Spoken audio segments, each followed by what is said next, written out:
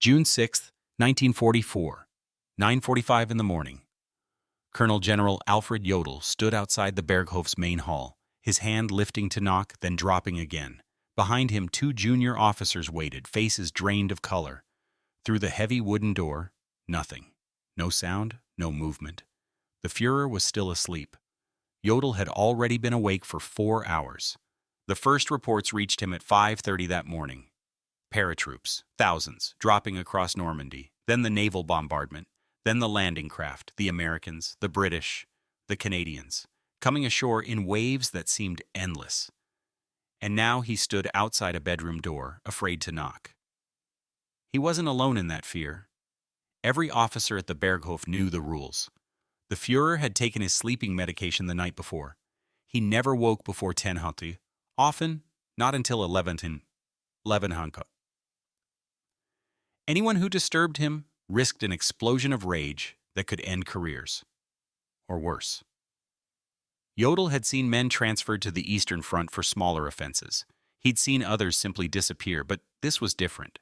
This was the invasion. Jodl knocked, soft at first, then harder. Nothing.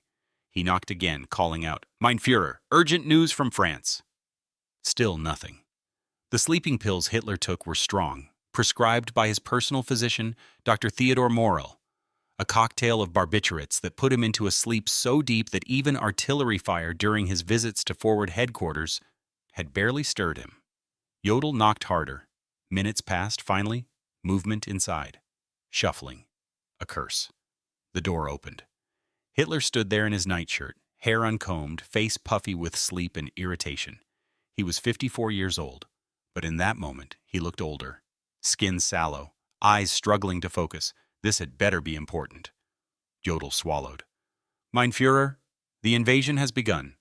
Normandy, multiple landing sites, airborne drops inland, naval bombardment. They're coming ashore now." Hitler stared at him for 3 seconds, maybe 4. He just stared. Then his expression changed, not to alarm, not to shock, to something else entirely. His eyes sharpened, his mouth curved into something that wasn't quite a smile, yet still suggested satisfaction. "So," he said, "they've finally done it. They've shown their hand." He turned back into the room, leaving the door open. Jodl followed. Hitler walked to the window, looking out at the Bavarian Alps in the morning light, hands clasped behind his back. "Normandy?" he said. "Normandy, not Calais." "Interesting." Jodl waited. He knew better than to interrupt when Hitler was thinking. Outside, the mountains stood silent and perfect, utterly removed from the chaos unfolding hundreds of miles to the west. Birds sang. Somewhere below, a dog barked. The war felt very far away. "It's a feint," Hitler said finally. "Obviously, they want us to commit our reserves to Normandy. Then they'll launch the real invasion at Calais, the Pas de Calais. That's where it makes sense. Shortest crossing, closest to Germany. This is Eisenhower trying to be clever." Jodl had the reports in his hand. He'd read them 3 times. The scale of what was happening in Normandy didn't feel like a feint. Thousands of ships, thousands of aircraft, airborne divisions dropped behind the beaches. But Hitler was already moving, getting dressed, calling for his adjutants. "Get me the latest reports, everything, and get me Keitel. We need to assess the situation properly before we commit anything." That word, commit. Jodl felt something cold settle in his stomach. The Panzer divisions, the 12th SS Panzer Division Hitlerjugend, positioned near Lisieux, the Panzer Lehr Division near Le Mans. Both units within striking distance of the Normandy beaches, both ready to move, both waiting for authorization that only Hitler could give. And Hitler, now fully dressed in uniform, was smiling, actually smiling. "This could be perfect, Jodl," he said. "If this is their main effort, if they've committed everything to Normandy, then we can destroy them there, crush them on the beaches, drive them back into the sea, show the world that Fortress Europe cannot be breached." The morning briefing began at 10:30. By then, more reports had arrived. The invasion wasn't slowing. It was expanding. 5 separate landing zones now identified. Utah Beach on the Cotentin Peninsula, Omaha Beach, where American troops were fighting through murderous German fire, yet still advancing. Gold Beach, Juno Beach, Sword Beach, where British and Canadian forces were pushing inland. Paratroopers had secured key bridges and crossroads behind the beaches. Naval gunfire was systematically destroying German coastal positions. Hitler listened to all of this, standing at the map table, occasionally asking questions. How many ships? Impossible to count, the report said. Hundreds at minimum, perhaps more than 1,000. How many aircraft? The skies are black with them. Allied air superiority is absolute. How many troops ashore? Estimates varied, but by noon the number climbed past 50,000, then 70,000, then higher, and Hitler kept returning to the same conclusion. Calais, he said. They're saving their main strength for Calais. This is too obvious, too expected. Rommel himself predicted Normandy as a possible landing site. That's exactly why they won't make it the real invasion. They know we're ready for it. Field Marshal Gerd von Rundstedt, Commander-in-Chief West, was on the telephone from his headquarters outside Paris. He was 70 years old, a Prussian officer of the old school, and his voice carried the weight of 4 decades of military experience. Mein Führer, I must request authorization to move the Panzer reserves toward the landing zones. Every hour we delay allows the enemy to consolidate their beachhead. Hitler's response was immediate. No, not yet. We need to see their full hand first. If we commit the Panzers to Normandy and the real invasion comes at Calais, we'll have nothing left to stop them. Mein Führer, with respect, the scale of this operation. I'm aware of the scale, von Rundstedt. I'm also aware of British deception capabilities. Remember the dummy tanks before El Alamein? Remember the false radio traffic? They're masters of this. We will not be fooled. The call ended. Von Rundstedt, hundreds of miles away, stood in his headquarters and said nothing for a long moment. Then he turned to his chief of staff. He's going to let them establish themselves, he said. He's going to give them the time they need. But von Rundstedt was wrong about one thing. Hitler wasn't giving the Allies time out of indecision or weakness. He was giving them time because he genuinely believed he was being clever. He believed he was seeing through deception. He believed patience now would allow him to spring the perfect trap later. By early afternoon, the numbers were undeniable. Over 100,000 Allied troops were ashore. German commanders in Normandy were screaming for reinforcements.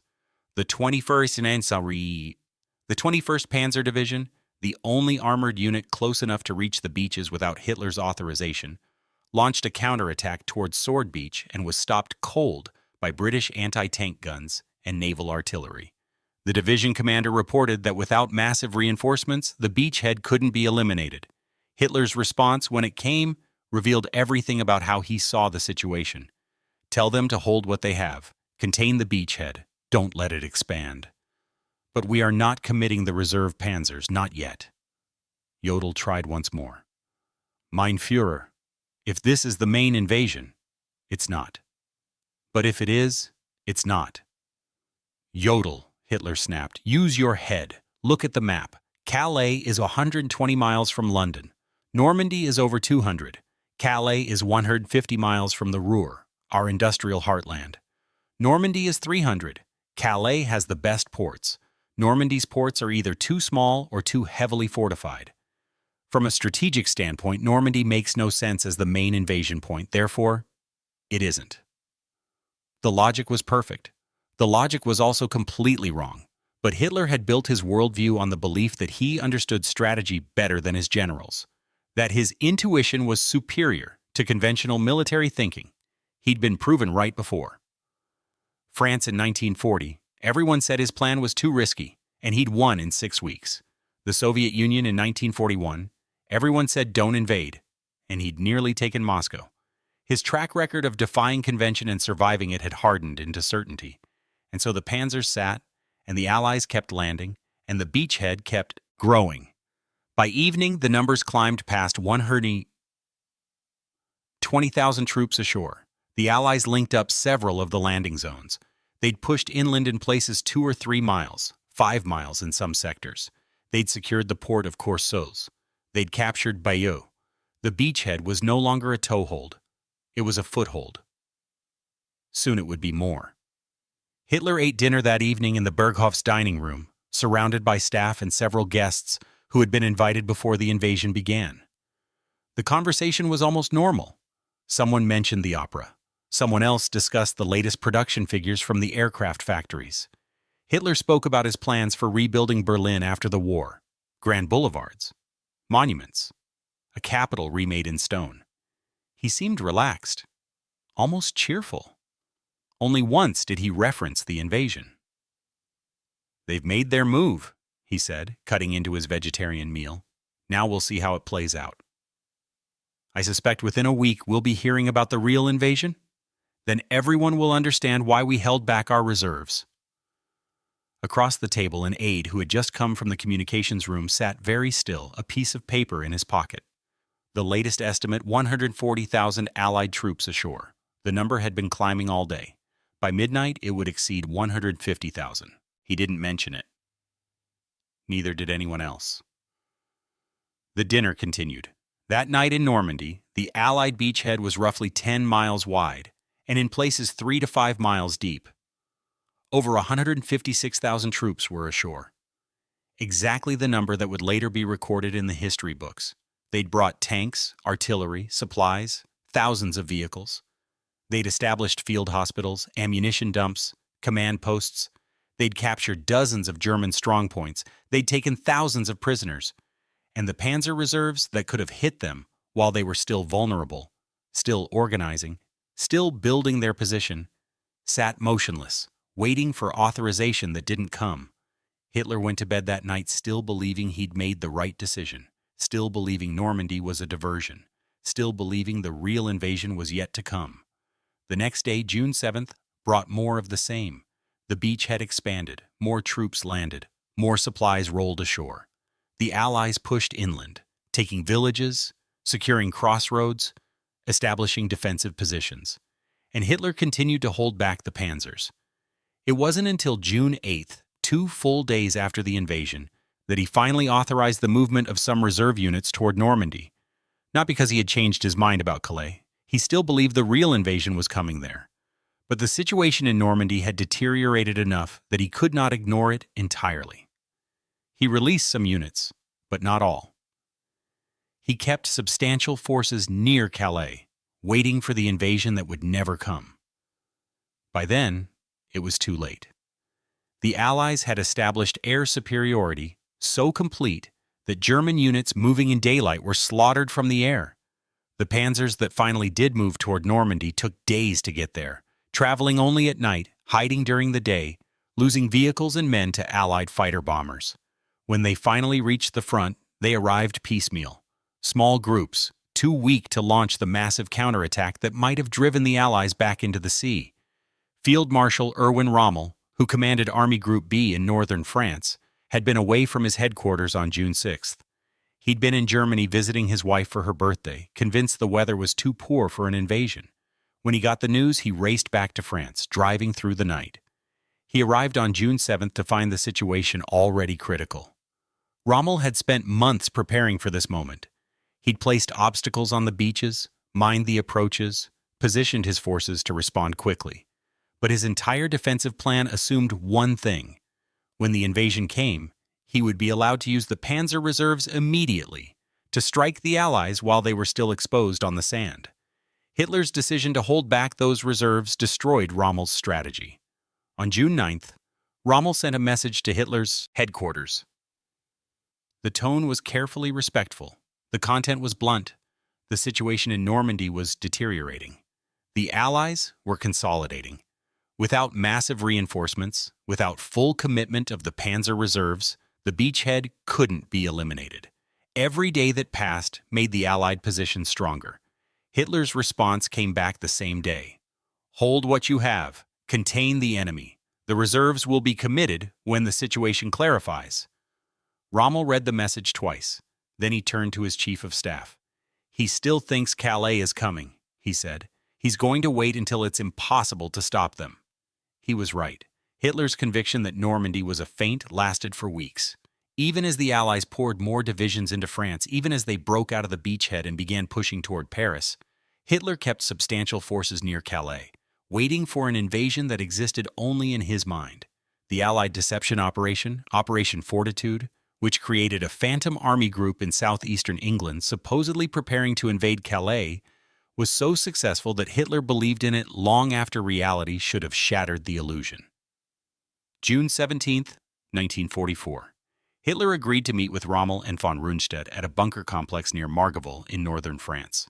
It was Hitler's first visit to France since 1940, and he arrived by car, refusing to fly because of Allied air superiority. The meeting was tense from the start. Rommel laid out the situation. The Allies now had over 500,000 troops in France. They controlled a beachhead 60 miles wide and 10 to 15 miles deep. Supplies were coming in faster than the Germans could interdict them.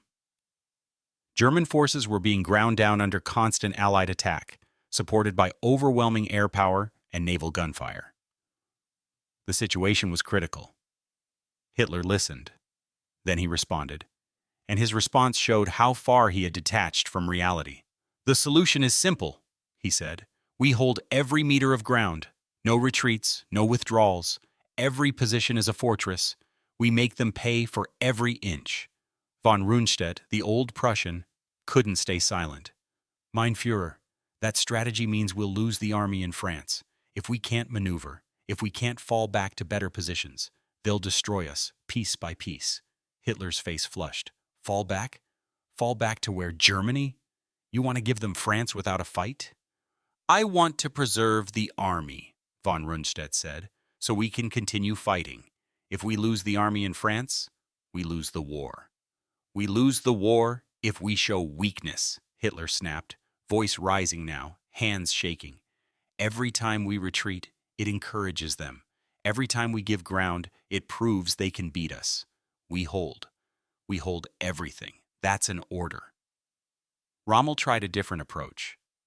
"Mein Führer, perhaps we could discuss a political solution. Approach the British and Americans, negotiate some kind of separate peace, then concentrate all our forces against the Soviets in the East." Hitler exploded. "Political solution? Negotiate with Churchill? With Roosevelt? They want unconditional surrender. They want to destroy Germany. There is no political solution. There's only victory or death." The meeting deteriorated from there. Hitler accused his generals of defeatism, of lacking faith, of not understanding the bigger picture. He brought up 1940 again, how everyone had doubted him then, and he'd been proven right. He talked about new weapons that were coming, the V-1 flying bombs that had just started hitting London, the V-2 rockets that would follow, the new jet fighters that would sweep the Allies from the skies. Rommel and von Rundstedt left knowing nothing had changed. Hitler would continue to insist on holding every position. He would continue to refuse strategic withdrawals. He would continue to believe willpower could overcome material superiority. Back in Normandy, the grinding continued. German units fought hard, often brilliantly, but they were fighting a losing battle. Allied material superiority was overwhelming. For every German tank, there were 5 Allied tanks. For every German aircraft, there were 20 Allied aircraft. For every German shell fired, the Allies fired 50. The mathematics of attrition were inexorable. And through it all, Hitler kept returning to the same themes. This was a test of will.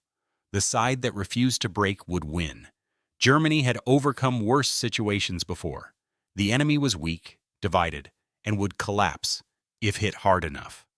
On July 20th, 1944, a group of German officers tried to kill Hitler with a bomb at his headquarters in East Prussia. The assassination attempt failed. Hitler survived with minor injuries.